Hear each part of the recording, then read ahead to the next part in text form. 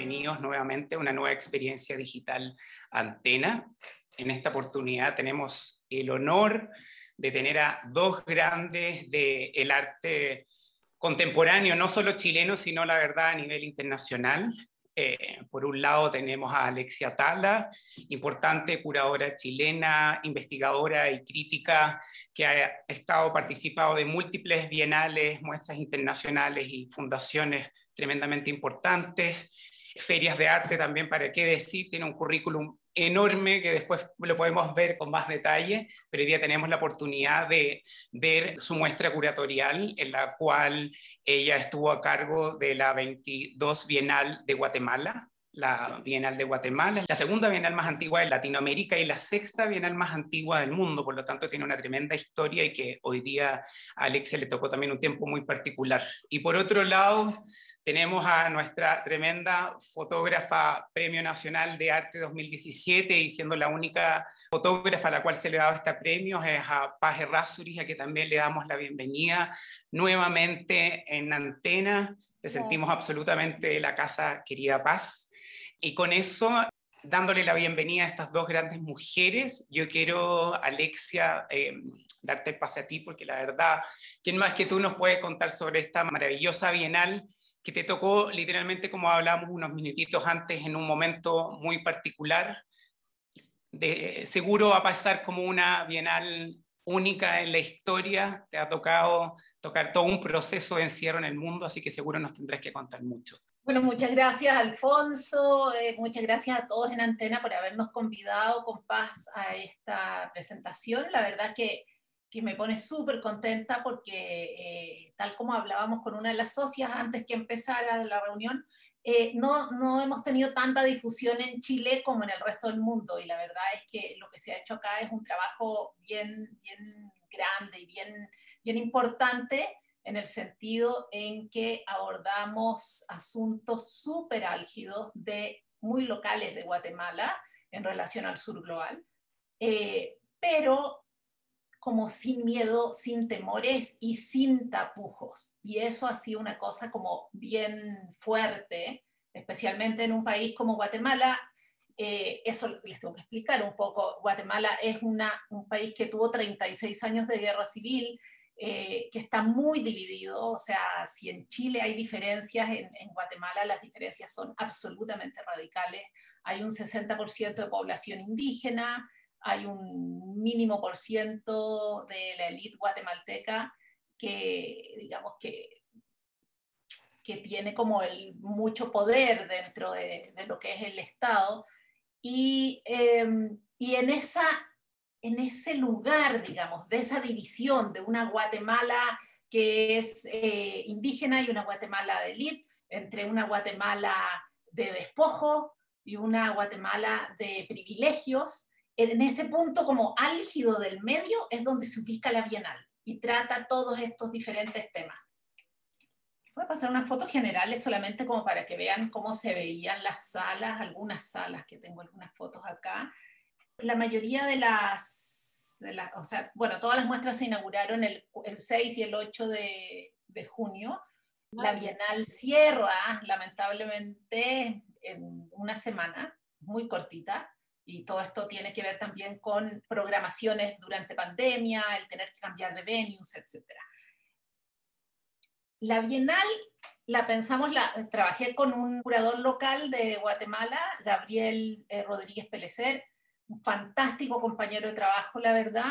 Fue fantástico por dos cosas. Una, que si bien yo conocía ya bastante bien, digamos, el contexto guatemalteco, porque yo ya llevaba 6 años, 5 años viajando a Guatemala 2 o 3 veces por año, haciendo proyectos allá, ya había trabajado en otra Bienal en Guatemala, y mi relación con Centroamérica es bastante cercana, digamos, a partir de todas las otras bienales que he trabajado anteriormente. Entonces, si bien yo tenía un conocimiento bastante cercano y más concreto del contexto, Gabriel es realmente fantástico, muy pensador, muy ágil, y él es artista, es un artista curador. Entonces, él tenía una cierta flexibilidad y un approach hacia algunas cosas que eran menos estáticas que yo, que soy como curadora de computador, de estar ahí como trabajando cuadradamente, ¿no? Entonces, en todo lo que fue la pandemia, eso ayudó muchísimo. Bueno, la Bienal la dividimos en 3 ejes temáticos.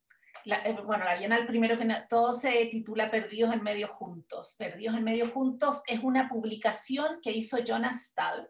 Jonas Staal es un artista holandés que desarrolló esta publicación que se llama Lost in Between Together, que es acerca de 200 inmigrantes que se encuentran, digamos, como en un terreno de nadie en el medio de Holanda, donde son aceptados para que vayan allá y ocupen el territorio, digamos, pero no se les da la ciudadanía. Entonces es como esa dicotomía, sentía yo, que tiene mucho que ver con el cómo las comunidades indígenas y las personas, digamos, con una situación económica muy básica en Centroamérica, es en la situación en la que están como perdidos en el medio juntos, están ahí en Centroamérica, teniendo que, por un lado, la mayoría de la población indígena, que es reconocida como una cosa bastante exótica y como que se le saca partido por lo turístico, pero por otro lado está también una gran cantidad de la población que se ve obligada a migrar y se ve obligada a irse al norte,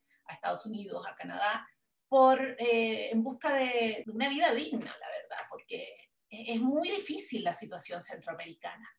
Entonces, dividimos en 3 ejes temáticos, que es universos de la materia, pasados eternos futuros y geografía perversa y geografía malditas. Estos 3 ejes temáticos articulan toda la Bienal y 2 exhibiciones individuales. Siempre nos planteamos que iba a ser una en homenaje a un artista guatemalteco o guatemalteca y una en homenaje a un artista latinoamericana. Y bueno, hace muchos años atrás, yo conocí a una artista de Guatemala que se llama Andrea Monroy, y ella me habló del caso de Sepursarco. Entonces, bueno, Andrea me mostró estos bordados que eran estas típicas plantillas de punto cruz de mujeres indígenas con sus faldas preciosas, con todas sus cositas coloridas, y unos bordados sobre esas plantillas donde ella bordaba unas mujeres que estaban cubiertas, que tenían los rostros cubiertos. Entonces yo le pregunto, bueno, ¿por qué estas mujeres cubiertas y todo? Y me cuenta sobre un caso que se llama Sepursarco, que es el caso en el que trabajó Paz. Entonces, Aníbal López, obviamente hicimos una retrospectiva y un trabajo gigante de investigación también, de hacer un archivo. Aníbal murió en el 2014, es el artista más influyente que existe en Centroamérica, de la generación pasada y de esta generación también, y existía solo una publicación de 4 o 6 páginas. Y es todo lo que hay de Aníbal, y bueno, van pasando las generaciones y el personaje se empieza a convertir en un mito y de repente desaparece. Entonces creímos que era muy importante hacer toda una investigación de archivo, hicimos entrevistas a todos los personajes cercanos a él, a otros artistas, a personas que tuvieron relación, digamos, con su producción artística. Entiendo que ha sido la retrospectiva más grande que se le ha hecho a Aníbal López, nunca, ¿no? Se le había hecho, es la única, sí, es increíble, y en su propio país.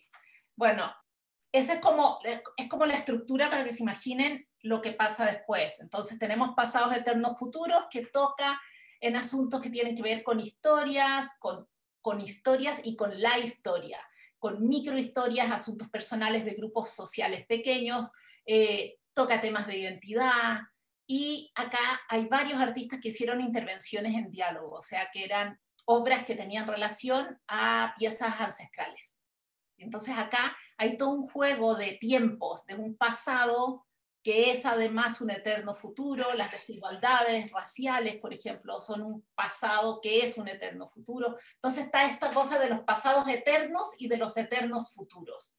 Y todo eso lo trabajan los artistas, y también invitamos a artistas populares, la verdad, que fue fantástico porque yo había estado haciendo una investigación de arte popular en América Latina, y allá encontré a 2 artistas que en el fondo, a ver, ¿cómo les explico? La diferencia entre un artesano que pinta y que vende en el mercado, que son estos artistas, ellos también venden en un mercado, o el otro venden en una salita de su casa que tiene una ventana hacia la calle, y que pintan estas típicas pinturas que uno las ve como muy turísticas, ¿no? Que se venden en todos los mercados, pero ellos 2 crearon un lenguaje propio.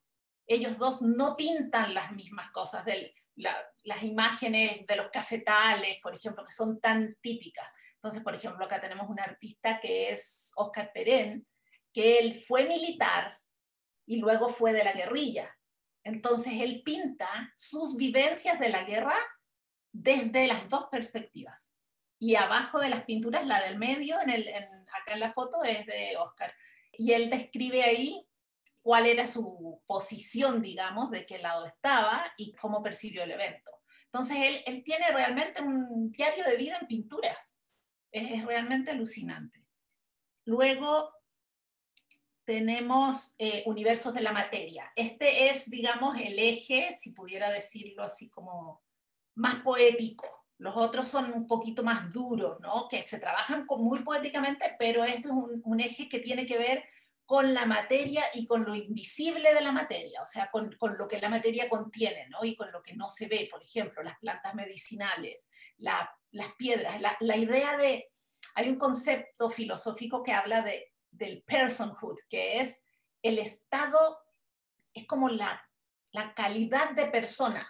O sea, las cosmovisiones mayas, por ejemplo, a las piedras las ven a todo, al mar, al agua, al aire. Son objetos sagrados, o sea, las piedras son objetos sagrados. El maíz es familia y se pasan las semillas de maíz por generaciones. Entonces hay toda una cosmovisión distinta que se aborda desde acá, y acá participan muchos artistas indígenas. Bueno, también en los otros ejes, pero acá está la mayoría. Y habla de una cosa como de la materia desde el conocimiento científico y desde el conocimiento ancestral. Siempre buscas tener un contexto muy, muy local y entenderlo bien, y haces un trabajo exhaustivo de visitas y de viajes y todo, y leía que esta es por lejos la bienal a ti que te ha tocado donde más has mostrado la localidad de esos artistas, y principalmente donde la mayoría son artistas nativos. Sí.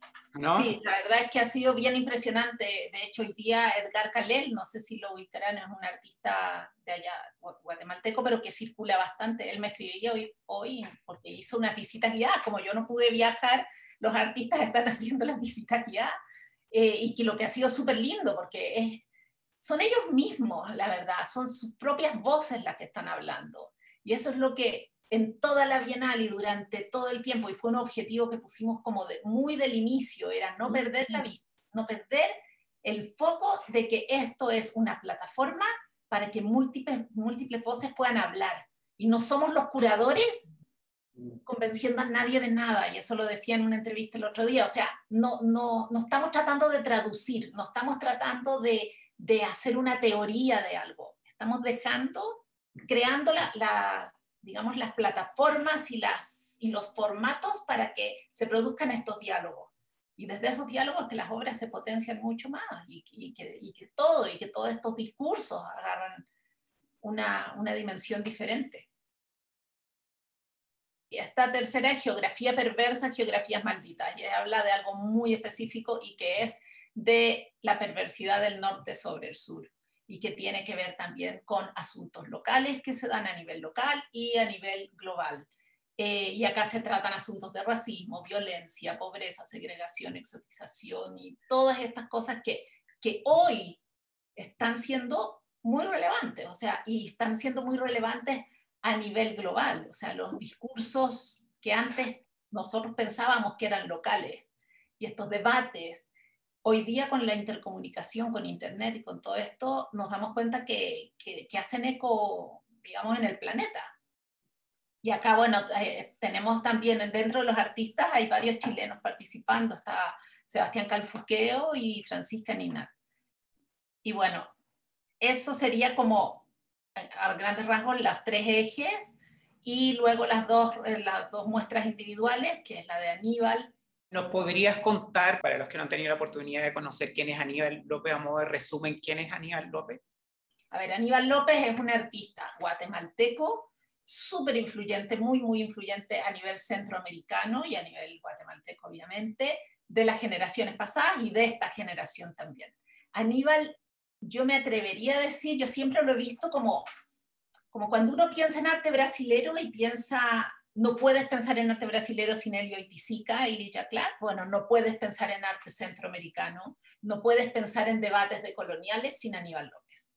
O sea, Aníbal es alguien que trabajó desde pintura, desde unas pinturas súper barrocas, mezclaba publicidad y trabajaba todas estas ideas de identidad y de desidentificarse. O sea, de hecho, él firma, la muestra se llama A153167, que es su carnet de identidad, porque él empieza a firmar con su carnet de identidad en algún momento, y él empieza a hacer estas pinturas que son sin piel.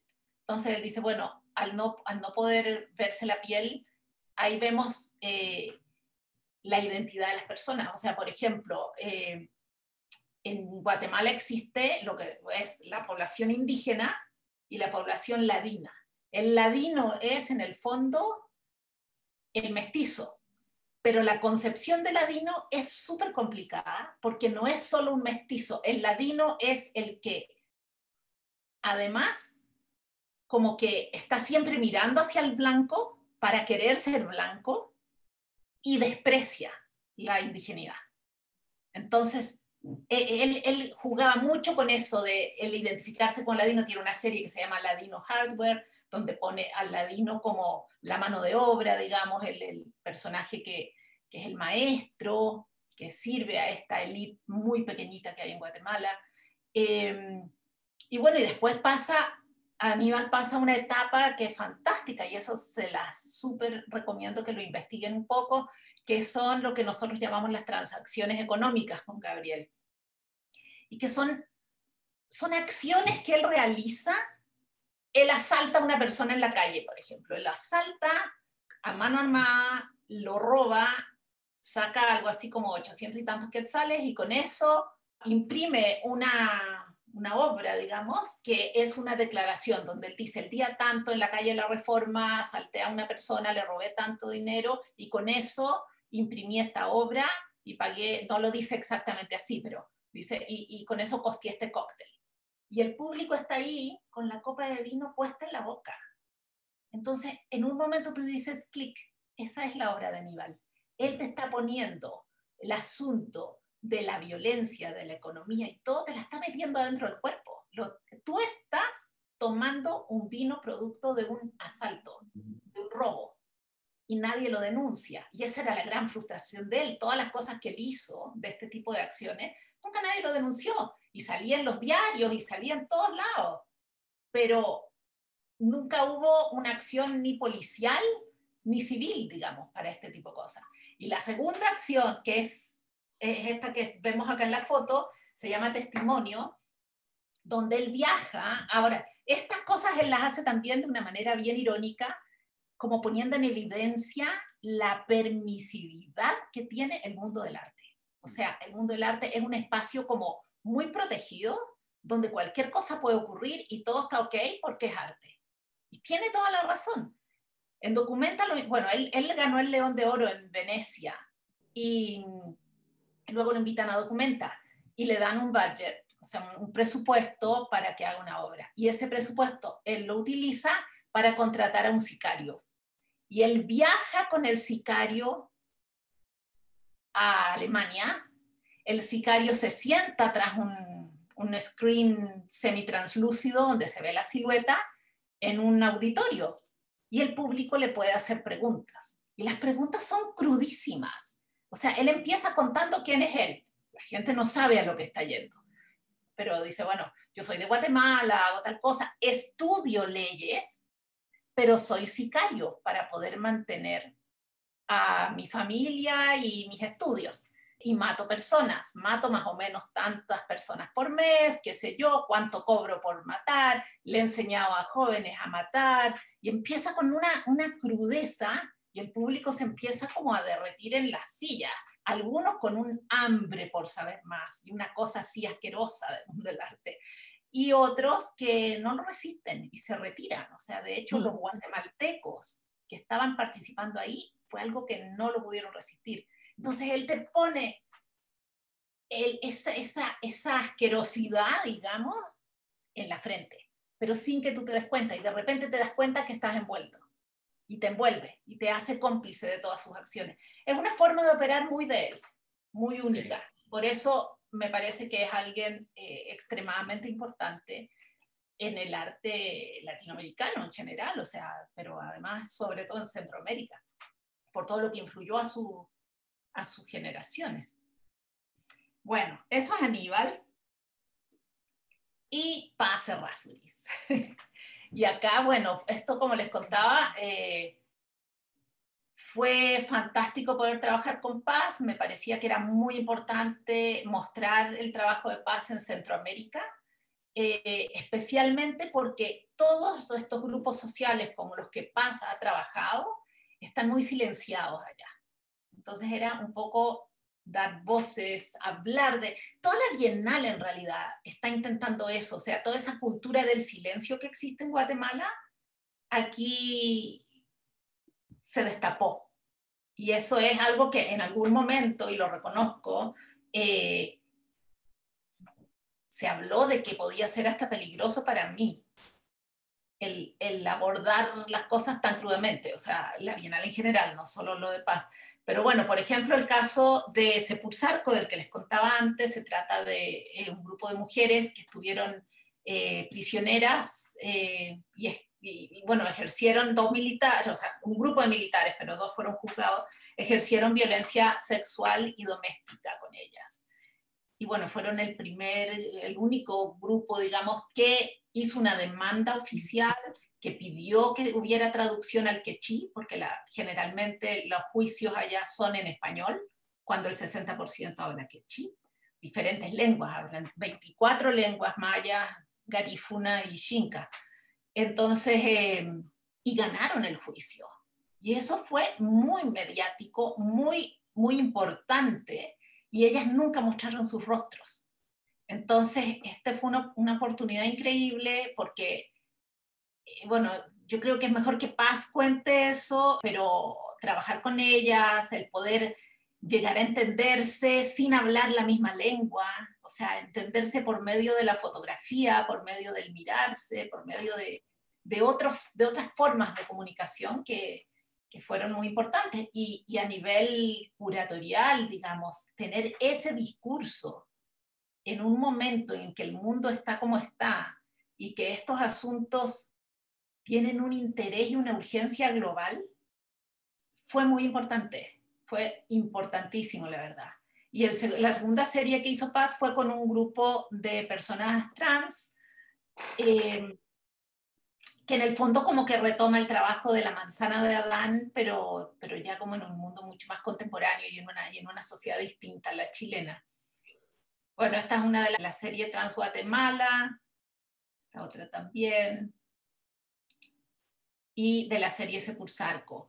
En Guatemala se les llama las abuelas de Sepulsarco, y la verdad es que se les tiene un gran respeto y una gran admiración. Son bajitas, como muy frágiles. Tomas de la muestra, que se llama La grandeza del margen, la muestra.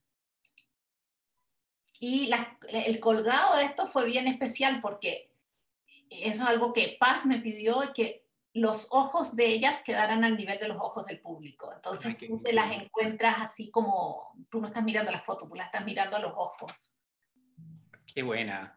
Ahora que vamos a entrar al trabajo de La Paz, felicitarte, Alexia, por el mega trabajo que has hecho, y queremos, ya que tenemos la oportunidad de tener a nuestra querida Paz acá, de saber tu experiencia, agregar acá que en los más de 40 años de ejercicio que tienes, Paz, entiendo que este es tu primer proyecto desarrollado fuera del país como tal, a nivel así. La mayoría de todos tus proyectos más emblemáticos han sido todos desarrollados en Chile, pero fuiste literalmente a Guatemala a trabajar directamente con ellos. Por lo tanto, nos parecía tremendamente relevante cuando hablamos con la Alexia a la hora de mostrar la Bienal de Guatemala, tener la oportunidad de poder hablar sobre esta experiencia de estos dos tremendos proyectos que hiciste.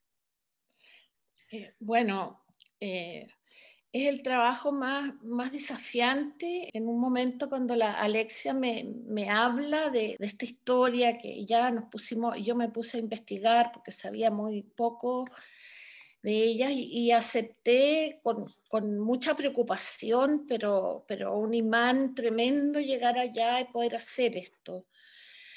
Y bueno, sabiendo de qué se trata este grupo extraordinario de mujeres que son un símbolo de una lucha feroz. Ellas estuvieron años como esclavas durante la guerra civil de 35 años en Guatemala, esclavas de los militares y además víctimas asesinaron a los maridos, a los hijos.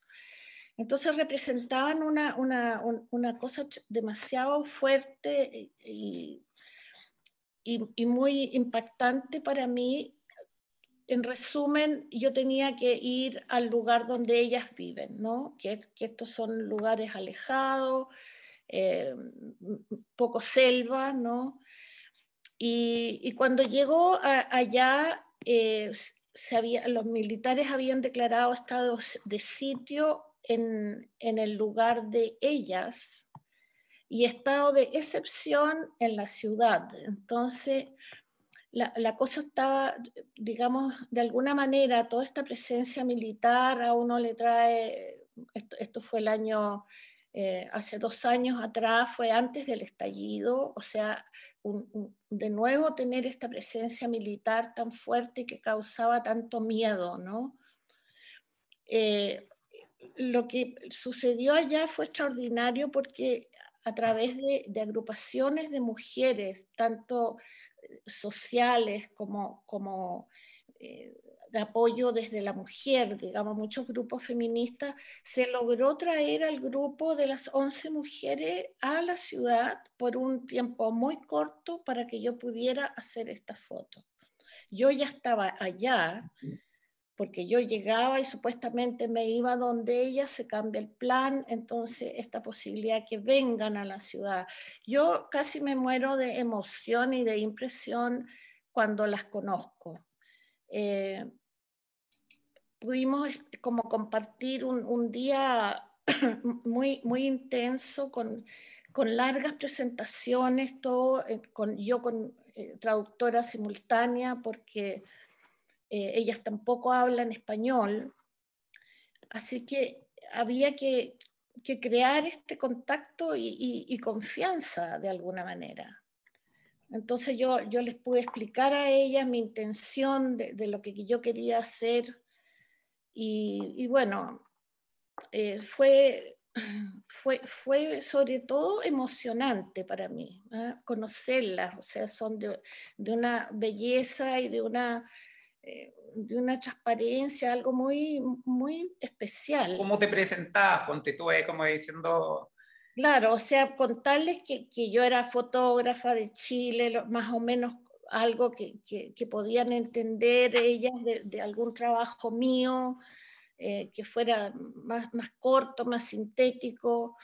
Y bueno, nunca supe cómo se tradujo lo mío, pero finalmente logré como tener ese contacto a través de las miradas, no sé, una empatía que se creó, y en ese momento estaba ya Gabriel Rodríguez, el co-curador de Alexia, que entendió perfectamente lo que yo quería y cómo lo quería, y se pudo solucionar esta visita de ellas a la ciudad, que además estaba llena de militares y ellas estaban en un estado de mucha alerta y de mucho miedo.